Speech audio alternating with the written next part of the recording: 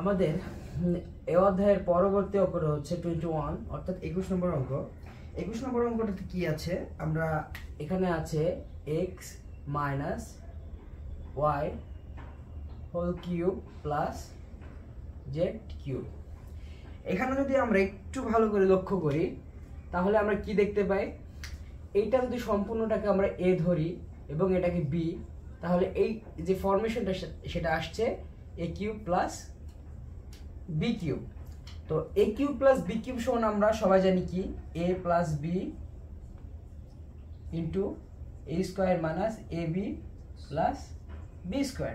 তো আমরা এই সেম ফরমেশনে বা সূত্রতে আমরা অঙ্কটা করতে পারবো। তো আমরা এই অঙ্কটা কি করব, এটা যদি সম্পূর্ণ a ধরে নিয়েও করতে পারবো, আবার এভাবে সম্পূর্ণভাবে রেখে করতে পারবো। আমরা সম্পূর্ণভাবে যদি রেখে করি তাহলে এটা হবে, তাহলে প্রথম সূত্র কি a প্লাস b, তাহলে a কোনটা x মাইনাস y সম্পূর্ণটা a, তারপরে কি প্লাস b, তাই না?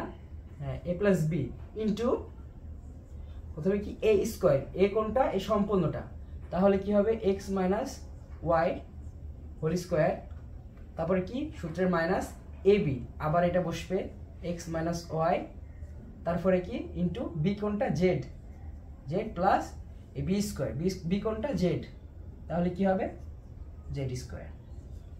আমরা যদি এটাকে আবার সোজাভাবে লিখে দিই x minus y plus z, এবার যদি এখানে আমরা দেখতে পাচ্ছি এখানে একটা সূত্র আছে, এই সূত্রটা যদি করি a square a minus b whole square, তাহলে আমরা কি জানি a square plus 2ab plus যেহেতু এখানে মাইনাস আছে তাহলে মাইনাস হবে প্লাস b স্কোয়ার। এরপরে আমরা এটা জেড গুণ করে দিই zx minus zy plus z square. এবার আমরা যদি সাজিয়ে লিখি তাহলে এমন হবে z ইন্টু এই যে একটা সূত্র চলে আসছে, এটা আমরা সাজিয়ে লিখি x square plus y square minus 2xy minus zx plus zy plus z square. এটাই আমাদের নির্ণয়ের উৎপাদক, এটাই আমাদের অ্যান্সার। আশা করি সবাই বুঝতে পেরেছো। এই অধ্যায়ের পরবর্তী অঙ্কটা হচ্ছে 22 নম্বর অঙ্ক, যেটা আছে 64x cube minus 8y cube. এখানেও আমরা a কিউব মাইনাস b কিউবের সূত্র ইমপ্লিমেন্ট করতে পারবো, কিন্তু এখনো সংখ্যাটা একটু বড় আছে না, তো আমরা এটা সহজ করে দিতে পারি। সহজ করতে কি হবে দেখো তো, এটার মধ্যে এবং এটার মধ্যে 8 কমন যায় না, অবশ্যই, তাহলে 8 কমন নিলে আমার থাকছে কি, এখানে থাকছে 8x cube minus y cube, তাই না? দেখো তো, এবার এটাকে যদি আমরা কিউব আকারে প্রকাশ করে রাখতে পারি তাহলে আমাদের এটা সূত্র প্রকাশ করা যাবে না। 8কে আমরা যদি কিউব আকারে প্রকাশ করে দিলে 2 করতে পারি, 2 এর উপরে কিউব দিলে 8 হয়ে যায়, x এর উপর কিউব তো আছে, তাহলে আমরা এটাকে 2x whole cube minus y cube আকারে লিখতে পারি। দেখো তো, এটাকে যদি a ধরি এটাকে b ধরি তাহলে a cube minus b cube আসছে কিনা? হ্যাঁ, তাহলে কি আমরা a কিউব মাইনাস b কিউবের সূত্র দিয়ে এটা প্রকাশ করতে পারি। a কিউব মাইনাস b কিউবের সূত্র আমরা কি জানি, a মাইনাস b, অর্থাৎ এখানে a 2x এবং b y, তাহলে 2x minus y into a square plus 2x into y plus y square, এটাই আমাদের সূত্র। তারপরে আমরা এটাকে যদি এভাবে লিখতে পারি, পরের লাইনে করি, তাহলে 2x মাইনাস y ইন্টু এটা দুইটার উপরে যেহেতু স্কোয়ার আছে তাহলে আমরা কি করব 4x square plus 2xy plus y square. এই যে আমাদের যে লাইনটা আসছে এটাই আমাদের নির্ণয় উৎপাদক, অর্থাৎ এটাই আমাদের অ্যান্সার। আশা করি সবাই এই অঙ্কটা বুঝতে পেরেছো। অঙ্ক যেটা আছে x square plus 14x plus 14। এখন দেখো এই পূর্ববর্তী যে অঙ্কগুলো করেছিলাম সেই অঙ্ক থেকে এটা একটু ভিন্নতর। এটা তাহলে কিভাবে সমাধান করতে হবে, এখানে কোনো সূত্র ইমপ্লিমেন্ট করা সম্ভব হচ্ছে না, তাহলে আমরা কিভাবে করব এটা, এই ধরনের অঙ্কগুলো যেগুলো আছে সেগুলো আমার করার জন্য আমাদের যে এই যে ধ্রুব সংখ্যাটা থাকে লাস্টে, এটা এই যে সামনে যে প্রথমে স্কোয়ার বা কিউব যেটা থাকবে সেটা সর্বোচ্চ যে ঘাতযুক্ত পদ থাকবে তার সামনে যে সহগ থাকবে সেটাই সহগের সাথে এই লাস্টে যে ধ্রুবক আছে এটার গুণফল যেটা হবে সেটা এমনভাবে ভাঙতে হবে যেন যোগ বিয়োগ করে 14 হয় এবং ওই দুই সংখ্যা গুণ করে এই সংখ্যাটা আবার পূর্ববর্তীতে ফিরে আসে। আশা করি এই অঙ্কটা কিভাবে করতে হবে এই অঙ্কটা বুঝতে পেরেছি। তো চলো এই অঙ্কটা সমাধান করি। সমাধান শেষে অবশ্যই এই অঙ্কটা ভালোভাবে তোমরা বুঝতে পারবে।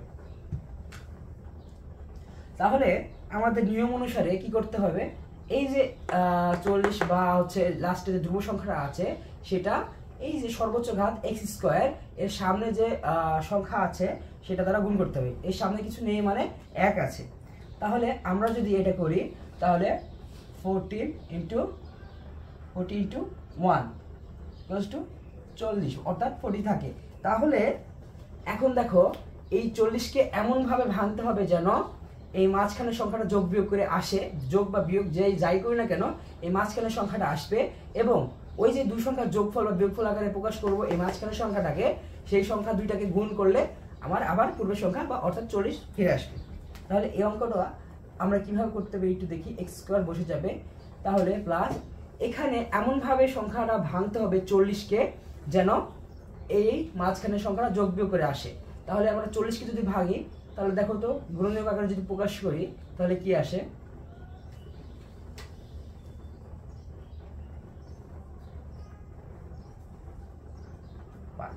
এখন দেখো আমরা যদি এটাকে গুণ করি 5 দুগুণে 10 এবং 2 দুগুণে 4 তাহলে কি হয় 10 × 4 তাহলে 40 আসে। তাহলে গুণ করে আবার আগের অবস্থায় চলে আসছে। এখন 10 আর 4 যোগ করে কি 14 হয়? হ্যাঁ অবশ্যই হয়। তাহলে অঙ্কটা কিভাবে করতে পারি, 10x + 4x + 14। দেখো তো এই যে 40 এই সংখ্যাটাকে এমনভাবে ভেঙেছি আমরা মাঝখানে যেটা যোগ করে আমরা 14 পাচ্ছি এবং এই যে দুই সংখ্যা আছে 10 এবং 4 এই দুটাকে গুণ করে আবার এই পূর্বের সংখ্যাটা আমরা ফিরে পাচ্ছি। তাহলে কি এইভাবে আমাদের মাঝখানে সংখ্যাটাকে ভেঙে এই ধরনের অঙ্কগুলো করতে হবে। তাহলে পরবর্তী লাইন কি করতে হবে, এখানে দেখো তো x কমন যায় দুটার মধ্যে, তাহলে x কমন নিব, তাহলে কি থাকে x + 10, তাই না? এবার প্লাস থেকে যাবে এবং দেখো 40 এবং 4x এর মধ্যে কি কমন যায়, 4 কমন যায়। 4 যদি কমন নিই তাহলে এখানেও x + 10 থেকে যাবে। এখন দেখো আমরা যদি পরবর্তী লাইন করি এই দুটার মধ্যে x + 10 কমন, তাহলে কি যাবে x + 10 কমন যাবে এবং বাকিটা যেটা থাকবে সেটা বসে যাবে x + 4। এটাই আমাদের নির্ণয় উৎপাদক। এবং এই ধরনের যে অঙ্কগুলো পরবর্তীতে আসবে সেটা এইভাবেই করতে হবে। তো এই অঙ্কটা আশা করি সবাই বুঝছো। চলো পরবর্তী অঙ্কটা সমাধান করি।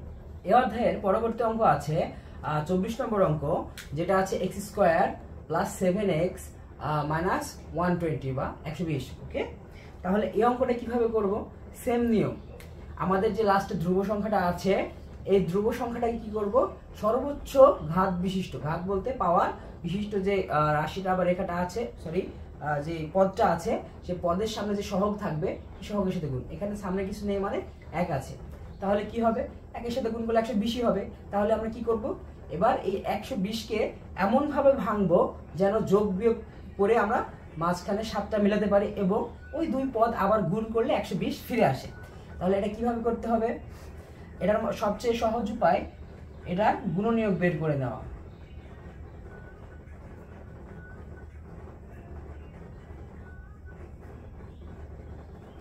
এবার দেখো এই যে গুণনীয়কগুলো বের হয়েছে এই গুণনীয়কগুলোকে এমনভাবে গুণ করে আমরা মিলাই দেখব যে যোগ বিয়োগ করে 7 আসে কিনা।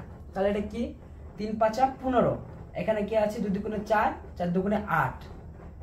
এবার 15 আর 8 এর মধ্যে যোগ বিয়োগ করে দেখো তো আসলে 15 এর মধ্যে যদি 8 বিয়োগ করে তাহলে 7 আসে। তাহলে এভাবে আমরা 8 এবং 15 নিয়ে এই অঙ্কটা করতে পারি এবং 8 এর সাথে 15 গুণ করলে আবার পূর্ববর্তী 120 আবার ফিরে আসবে। তাহলে কিভাবে কি করব দেখো তো একটু, x² + 15x, তাহলে বড়টার মধ্যে ছোটটা বাদ দেব, 8x - 120। দেখো তো 15 এর মধ্যে যদি 8 বাদ দিই তাহলে 7 থাকে কিনা, অবশ্যই 15x এর মধ্যে 8x বাদ দিলে 7x এ থাকে, তাহলে পূর্বের অবস্থায় ফিরে আসছি। আবার দেখো তো এই 15 এবং 8 গুণ করে 120 আসে, তাহলে কি আমরা এটা দিয়ে করতে পারবো। ঠিক আছে, তাহলে পরবর্তী লাইন কি করব, x স্কয়ার, এখানে দেখো তো এই দুইটা রাশির মধ্যে কি কমন যায়, অবশ্যই x কমন যায়, তাহলে x কমন নিলে কি থাকে, এখানে থাকে x স্কয়ারের মধ্যে একটা x কমন নিলে x থাকে, প্লাস এখানে 15x এর মধ্যে 15x এর মধ্যে x কমন নিলে কি থাকে 15, তাহলে কি থাকে পরবর্তীতে এখানে 120 এর মধ্যে যদি 8 কমন নিই তাহলে কি থাকবে x প্লাস 15। এখানে প্লাস আসার কারণ কি, প্লাস আসার কারণ হচ্ছে আমরা এই যে মাইনাসটা কমন নিয়েছি, মাইনাসটা কমন নেওয়ার কারণে এটা প্লাস হয়ে যাবে। তাহলে দেখো তো এই দুইটার মধ্যে কোনটা কমন যায়, আবার কমন নেব x প্লাস 15 কমন যায়, তাহলে বাকি থাকে কি x মাইনাস 8। এটাই আমাদের নির্ণয়ের উৎপাদক। আশা করি বুঝতে পেরেছি এবং পরবর্তী অঙ্কগুলো খুব ভালোভাবে করতে পারবো। তো এটা যদি বুঝে থাকি তাহলে আমরা এই অধ্যায়ে পরবর্তী অঙ্কতে চলে যাই। পরবর্তী অঙ্ক 25 অর্থাৎ 25 নম্বর অঙ্কটা হচ্ছে x স্কয়ার মাইনাস 51x 650। ওকে, তো এই সংখ্যাটা অনেক বড় মনে হচ্ছে না, তাই না? তাহলে ওই সংখ্যাটা কিভাবে ভাঙবো, ভেঙে একান্ন তৈরি করব। এই নিয়মিত কি সি যেটা আছে সেটা আমার সর্বোচ্চ যে পাওয়ার আছে সেই পাওয়ারের যে পদটা আছে সেই পদের সামনে যে সব থেকে তার সাথে গুণ করে যেটা আসবে সেটাকে ভেঙে আমার এমনভাবে যোগ বিয়োগ করে লিখতে হবে যেন 51 আসে এবং ওই দুই পদের গুণফল যেন আবার 685 থাকে। তাহলে আমরা কি শিখছিলাম, প্রথমে ওই যে সংখ্যাটা থাকবে আসবে গুণ করে এই সংখ্যার গুণনীয়ক বের করে দেবো। এখানে কি 1 এর সাথে 650 গুণ করে 685 আসে, এটাকে যদি আমরা ভাগি 5 দিয়ে ভাগ করা যায়, 5 দিয়ে করলে কত হয় 130, তাহলে আবার 5 দিয়ে যায়, তাহলে কত যায় এটা 5 26, এবং আবার এটাতে আমরা কত দিয়ে ভাগ করতে পারি, এটাকে 2 দিয়ে করলে 13। এখন দেখো এভাবে কিভাবে মেলানো যায়, এটা গুণ করলে কত হয় 25 25, এটা করলে 13 গুণে 26, তাহলে এই যে 26 আর 25 যোগ করলে কি 51 আসে? হ্যাঁ অবশ্যই আসে। তাহলে পরবর্তী লাইনটা কিভাবে করব,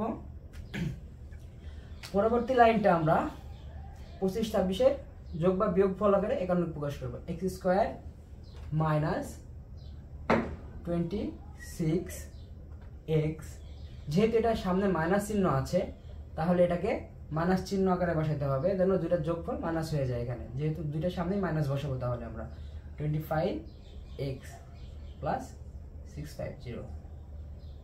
ওকে, তাহলে দেখো তো 26 আর 25 যোগ করে 51 হয় কিনা? হ্যাঁ অবশ্যই 51 হয়, এবং 26 আর 25 গুণ করে কি হয় 650। তাহলে এই লাইনটাকে এইভাবে ভেঙে নিলে আমরা পূর্বের লাইন ফিরে পাবো।